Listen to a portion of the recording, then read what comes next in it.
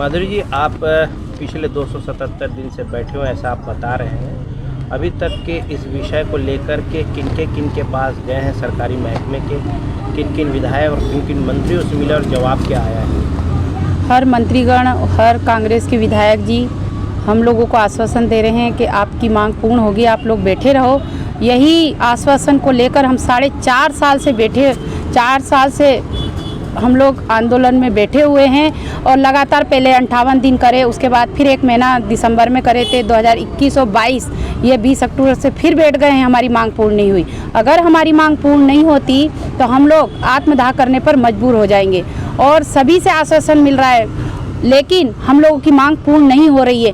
कल ही स्वास्थ्य मंत्री जी हैं टीएस बाबा, पूर्व सीएम साहब, उन्होंने स्वास्थ्य विभाग के कर्मचारियों को सीएम साहब से मुलाकात करवाए। तो वैसे ही हम भी चाह रहे हैं कि हमको भी ठोस आश्वासन मिल जाता और हमारा ये जो निराकरण है वो कैबिनेट में पारित होगा, या वैसे कर देते या घोषणा कर देते। हम यही चाह रहे हैं कि हमारे लिए भी कुछ ठोस पहल करे सीएम साहब, ताकि हम अपने घर लौटे। अगर हमारे लिए ठोस पहल नहीं करेंगे तो हम लोग आत्मदाह करने पर मजबूर हो जाएंगे।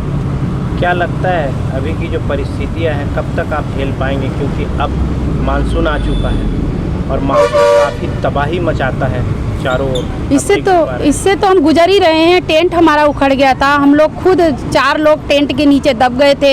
हो सकता था कि हम लोगों को अंदरूनी चोट भी लगी, लेकिन हो सकता था किसी की मौत भी हो जाती। शायद मुख्यमंत्री यही चाह रहे हैं, तभी तो इतने दिन से हम लोगों को बिठाए हैं। हमारे छोटे छोटे बच्चे बैठे हुए हैं, भूखे मरने की नौबत आ गई है। आज कटोरा लेके हम लोग रैली निकाले थे। तो इस तरह से मुख्यमंत्री जी हमको मजबूर कर रहे हैं, तो आगे भी अगर हमको इस तरह से मजबूर करेंगे, मानसून सत्र विधानसभा आने वाला है, अगर हमारी मांग उसमें पूर्ण नहीं होती तो उसके बाद हम आत्मदाह करने पर मजबूर हो जाएंगे। सभी विधवा महिलाओं ने ये प्रण कर लिया है।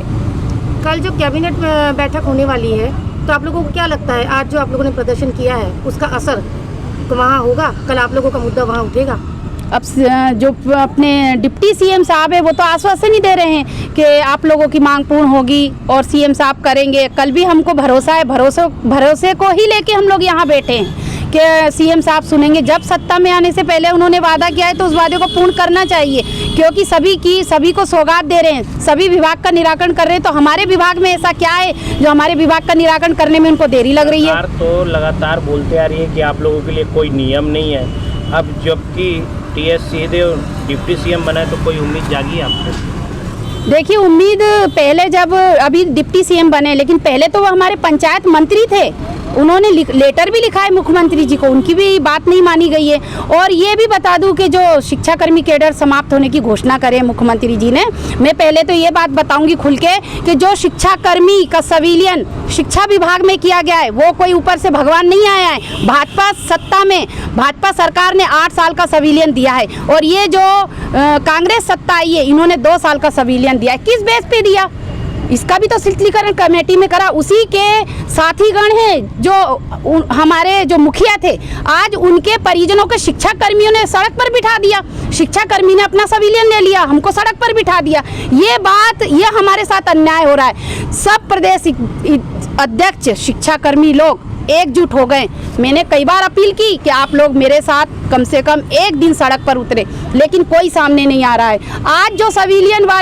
आज सविलियन वालों को जो तोहफा भूपेश बघेल जी दे रहे हैं, बार बार डीए बढ़ा दिया उनको सौगात दे रहे हैं। तो हम लोग तो सिर्फ एक नियुक्ति मांग रहे हैं, हमारा अधिकार मांग रहे हैं। हम अन्य विभाग में हमें नियुक्ति चाहिए, तो ये भी वो बोल रहे हैं कि नियम नहीं है।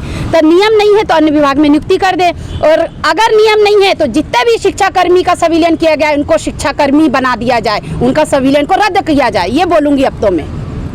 ये परिषद माधुरी मृगे, प्रदेश अध्यक्ष।